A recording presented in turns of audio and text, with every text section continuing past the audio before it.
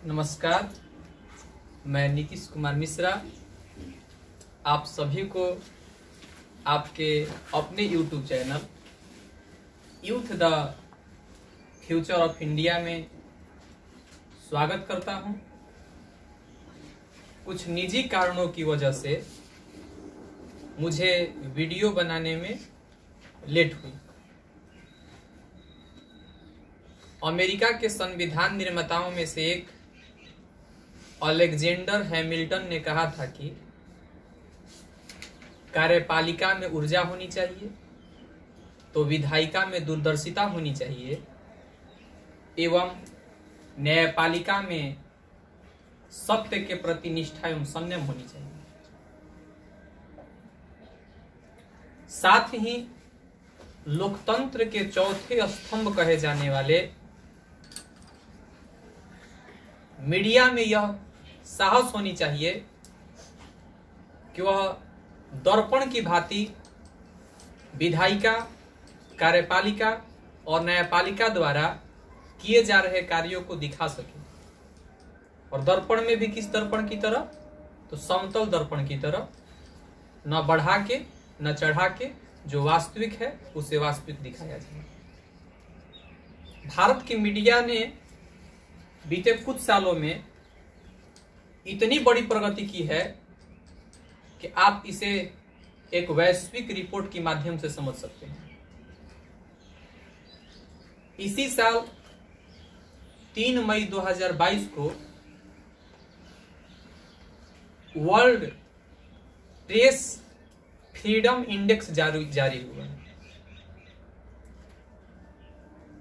जिसमें बताया गया कि कौन कौन से देश में पत्रकारों को खुली छूट है, पत्रकार सच लिखते हैं। उस इंडेक्स में 180 देशों ने भाग लिया और हमारा भारत का रैंकिंग आया 150वां, जो कि 2021 में हमारी रैंकिंग थी 142। आप समझ सकते हैं कि भारत में पत्रकारिता कितनी स्वतंत्र है।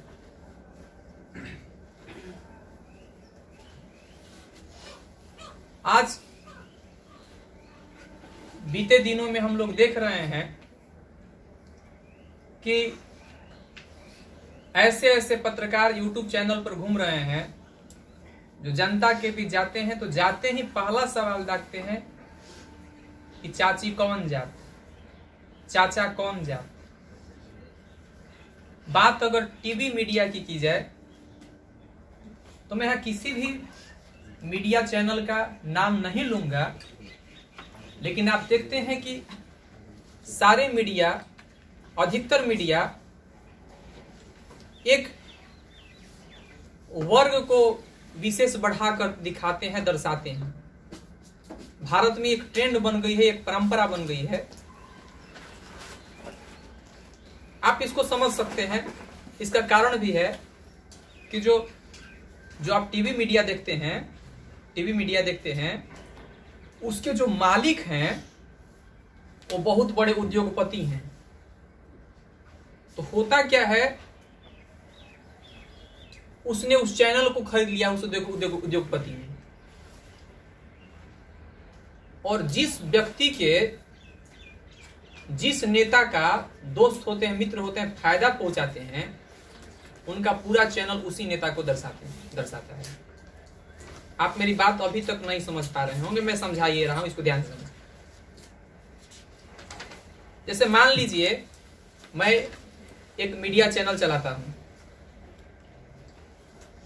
और आप सभी जो लोग युवा बैठे हैं, मेंबर हैं, सारे लोग देखते हैं। आपके घर पे भी लोग टीवी देखते होंगे, देखते हैं कि नहीं देखते हैं?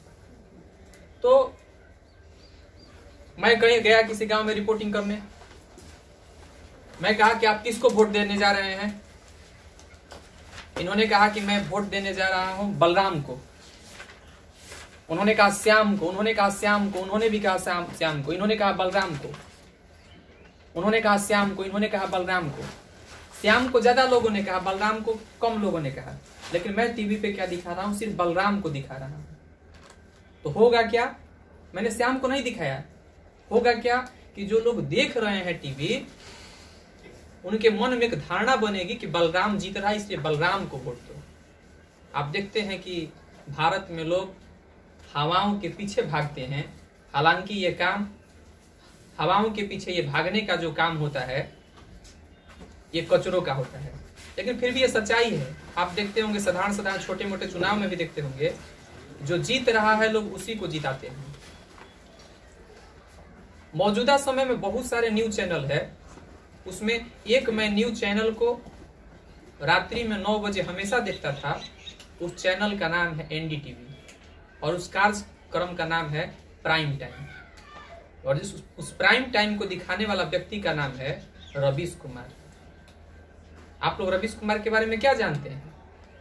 5 दिसंबर 1974 को बिहार के मोतिहारी जिला में जन्मे रवीश कुमार 1996 से ही एनडीटीवी में काम कर रहे हैं। शुरुआत में वो चिट्ठी जो आती थी उसको छाटने का काम करते थे। ऐसे बहुत सारे उनके कार्यक्रम जो काफी हिट हुए, प्राइम टाइम हिट हुआ, रवीश का रिपोर्ट एक हिट हुआ, और कुछ कार्यक्रम है जो काफी हिट हुए। 2010 में उन्हें गणेश शंकर विद्यार्थी सम्मान दिया गया। 2013 में उन्हें रामनाथ पुरस्कार दिया गया। 2016 में इंडियन एक्सप्रेस एक पत्रिका है, उसमें भारत के 100 प्रभावशाली लोगों में इनका नाम दर्ज किया। और 2019 में एशिया के सबसे बड़ा जो पुरस्कार कहा जाता है रमन मैग्सेसे पुरस्कार, वो दिया गया किनको? रवीश कुमार को। बीते कुछ दिनों से, बहुत दिनों से टीवी चैनल के प्रति हो गया था कि ये लोग, आप देखते होंगे कि शाम के 6-7 बजे न्यूज चैनल पे इस पार्टी के उस पार्टी के लोग बैठते हैं, बीच में एक एंकर बैठते हैं और वो लोग आपस में ऐसे लड़ने लगते हैं जैसे गली के कोई 2 मुर्गा लड़ रहा है। तो नाराजगी हो गई थी। इतना बड़ा देश है, इसमें बेरोजगारी को नहीं दिखाया जाता है, महंगाई को नहीं दिखाया जाएगा, गरीबी को नहीं दिखाया जाता है टीवी पर। क्या दिखाया जाएगा? चोटी कटवा। क्या दिखाया जाएगा? जो नहीं दिखाया जाना चाहिए वो चीजें दिखाई जाती थी। ऐसी स्थिति में एक पत्रकार जिनका नाम है रवीश कुमार, आपको बता दें कि 2019 में जो रेलवे की परीक्षा हुई थी टेक्नीशियन की, उनका सेंटर दे दिया गया था हैदराबाद में। रवीश कुमार ने उसके खिलाफ बोला था, आवाज उठाई थी कि सरकार को ऐसा नहीं करना चाहिए। पिछले साल जब कोरोना के चलते लाखों लोग मर रहे थे ऑक्सीजन के बिना, तो अन्य मीडिया जहां सरकार की बड़ाई, संस्था की बड़ाई में लगे हुए थे, वो दिखा रहे थे कि सरकार ने इतना टीका विकसित कर लिया है, ये देखिए सरकार गरीबों को 5 किलो अनाज दे रही है। ऐसी स्थिति में इन्होंने जन से जुड़े हुए मुद्दे को उठाया। एक और जहां अन्य मीडिया तंत्र के मुद्दा को उठा रही थी, तंत्र के साथ खड़ी थी, तो एक व्यक्ति था रवीश कुमार जो जन के साथ खड़ा था। रवीश कुमार हमेशा सांप्रदायिकता के खिलाफ बोलते रहते हैं, सत्ता के खिलाफ बोलते रहते हैं। कुछ लोग कहते हैं कि मोदी विरोधी हैं, लेकिन मैं इनका कार्यक्रम 2014 के पहले जब देखता था, तो ये जो पार्टी कांग्रेस में थी, कांग्रेस की उस समय सरकार थी, तो कांग्रेस के विरोध में बोलती थी। लेखक, पत्रकार, साहित्य, शिक्षक का धर्म होता है, तो अगर सरकार गलत करे तो उसके खिलाफ बोले। ये हमारी अभिव्यक्ति की स्वतंत्रता है। याद करिए, मैंने आपको कहीं बताया होगा, बताया भी था कि 1962 में भारत और चीन के बीच जो युद्ध हुआ था, तो इस युद्ध में भारत हार गया था। तो उस हार से रामधारी सिंह दिनकर इतना आग बबूला हुए थे कि उन्होंने सदन में ही पंडित जवाहरलाल नेहरू के सामने कह दिया था, रे रोक युधिष्ठिर, कौन यहाँ जाने दो इसको स्वर्ग धीर, पर फिरा हमें गांडीव गदा लौटा दे अर्जुन भीम भी। कह दे शंकर से प्रलय करे प्रलय नित्य फिर एक बार, सारे भारत में गूंज उठे हर हर बम बम का वेद हो जाए। 1977 में जब महियसी और मेधावी प्रधानमंत्री श्रीमती इंदिरा गांधी भारत की प्रधानमंत्री थी, 1975 में उन्होंने आपातकाल लगा दिया था, तो हिंदी के कवि जो दुष्यंत कुमार कहलाते हैं, उन्होंने बोला था कि तेरे पैरों के नीचे जमीन नहीं, अजीब तो ये भी है कि तुम्हें यकीन नहीं, तू इस मशीन का पुर्जा है, तू मशीन नहीं। तो ऐसे बहुत सारी घटनाएं हुई हैं जहां पे लोगों ने सरकार के खिलाफ बोला। तो रवीश कुमार को मैं नहीं मानता कि सरकार विरोधी है, मैं मानता हूं कि जन के मुद्दे को उठाने वाले हैं। आज आप लोग क्या देखते हैं, जब बच्चे मैट्रिक पास करते हैं, इंटर पास करते हैं, और उनसे हम लोग जब पूछते हैं कि बाबू आप क्या आगे पढ़कर बनेंगे, तो उनका एक ही जवाब होता है कि या तो हम डॉक्टर बनेंगे, नहीं तो इंजीनियर बनेंगे। लेकिन मुझे खुशी हुई कि पिछले साल हमारे बिहार की एक लड़की ने बिहार टॉपर किया, रामायणी राय। मीडिया के लोगों ने पूछा कि आप क्या बनना चाहती है, उन्होंने तुरंत कहा कि मैं पत्रकार बनना चाहती हूँ। आपको किससे प्रेरणा मिली? तो मुझे रवीश कुमार से प्रेरणा मिली, वो नाम है रवीश कुमार। मैं ऐसा क्यों बातें कर रहा हूं? कल रवीश कुमार ने एनडीटीवी से इस्तीफा दे दिया है।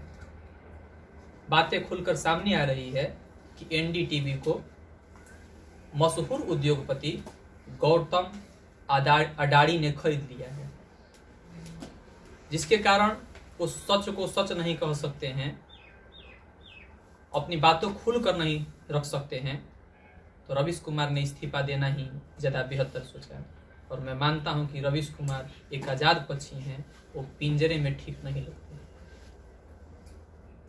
आज सुबह से मैं देख रहा था, मैं कल जब शाम को ये बातें चल रही थी टीवी में, न्यूज में, इंटरनेट पे, तो मैं सोच रहा था कि ये बातें झूठी हो जाए, रवीश कुमार इस्तीफा न दे, उनका प्राइम टाइम काफी अच्छा लगता है। लेकिन दिन में मैंने देखा कि उन्होंने खुद अपने फेसबुक पेज से कहा कि मैं इस्तीफा दे रहा।